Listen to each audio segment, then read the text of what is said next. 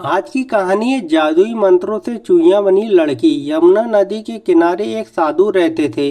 वे विद्वान होने के साथ साथ उनके पास जादुई शक्तियां भी थी। एक दिन वे ध्यान में मग्न थे, तभी गिद्ध की चोंच से एक चूहिया छूटकर उनके हाथों में आ गिरी। चूहिया की छोटी सी पूंछ व काली चमकीली आंखें थी। साधु को वह बहुत अच्छी लगी, पर घर ले जाने से पहले उन्होंने जादुई मंत्रों के प्रयोग से उसे एक लड़की में बदल दिया। साधु उस लड़की को घर ले जाकर पत्नी से बोले, तुम हमेशा से पुत्री चाहती थी, तो लो आज से यही हमारी पुत्री है। साधु की पत्नी भी अपनी पुत्री को देख प्रसन्न हो उठी। वह उसे राजकुमारी की तरह पालने लगी। साल बीतते गए। जब वह 20 वर्ष की हुई तो साधु व उसकी पत्नी उसके लिए वर तलाशने लगे।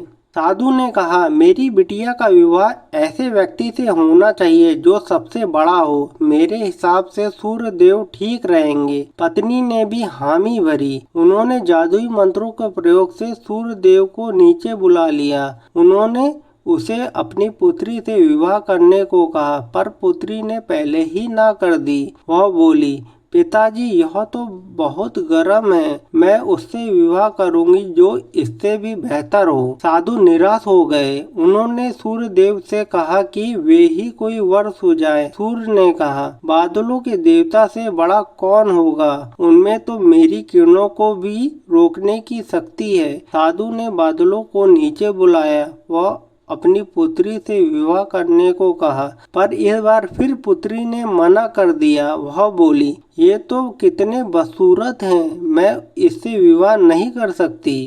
साधु ने बादल देवता से कहा कि वहीं कोई अच्छा वर सुझा दें। वे बोले, पवन देवता ठीक रहेंगे, वे तो मुझे भी अपनी फूंक से उड़ा देते हैं। साधु ने पवन देवता को बुलाकर अपनी पुत्री से विवाह करने को कहा।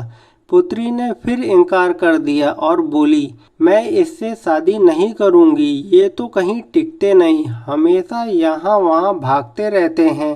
साधु ने पवन देवता से पूछा, क्या मेरी पुत्री के लिए ऐसा वर हो सकता है जो आपसे भी बेहतर हो? पवन देव ने कहा कि पर्वत देव मजबूत व ऊंचे हैं, वे मेरा भी रास्ता रोक देते हैं। साधु ने पवन देवता से कहा कि वह उसकी पुत्री से विवाह कर ले। पुत्री ने फिर से मना कर दिया और बोली, ये तो बहुत लंबे, सख्त व कठोर हैं, मैं इनसे विवाह नहीं कर सकती, इनसे भी कोई बेहतर चाहिए। पर्वत देवता ने चूहे का नाम सुझाया। वे बोले, माना मैं काफी सख्त, मजबूत व ऊंचा हूँ, पर चूहे मुझमें भी आसानी से बिल बना सकते हैं। साधु ने चूहे को बुलाया। उसे देखते ही उसकी पुत्री खुशी से उछल पड़ी और बोली, हाँ पिताजी, मैं जिससे शादी करना चाहती थी वह यही है। साधु ने कहा, इसे ही किस्मत कहते हैं। यह एक चूहिया थी और एक चूहे से विवाह करना ही इसके भाग्य में लिखा है। उन्होंने जादुई मंत्रों के प्रभाव से पुत्री को फिर से चूहिया बना दिया। चूहा व चूहिया विवाह करके खुशी खुशी रहने लगे। शिक्षा, कोई भी अपने मूल स्वभाव को नहीं बदल सकता। अगर मेरी कहानी आपको पसंद आई है तो मेरे चैनल RS स्टोरी को लाइक करिए, सब्सक्राइब करिए तथा बेल आइकन में क्लिक करिए। धन्यवाद।